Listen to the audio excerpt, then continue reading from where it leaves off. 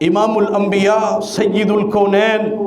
میرے اور آپ کے پیارے پیغمبر جناب محمد الرسول اللہ صلی اللہ علیہ وسلم فرماتے ہیں کل دعاء محجوب،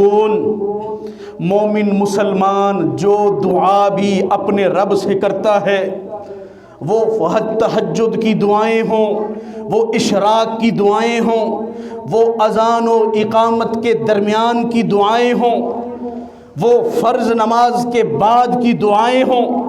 وہ سفر کی دعائیں ہوں، مومن جب جب اپنے رب سے دعائیں کرتا ہے اس کی دعائیں یہاں سے جا کر کے آسمان کی طرف لٹکی رہتی ہیں، انہیں شرف قبولیت سے نہیں نوازا جاتا۔ امام الانبیاء فرماتے ہیں حتی یصلی علی النبی صلی اللہ علیہ وسلم، جب تک مومن مسلمان اپنی دعاؤں میں رسول اللہ پر درود و سلام کو شامل نہیں کر لیتا، دعائیں لٹکی رہتی ہیں، دعائیں قبول ہی نہیں ہوتی۔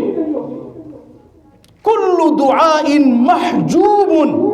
ہر دعا لٹکی ہوئی ہے، معلق ہے۔ حتی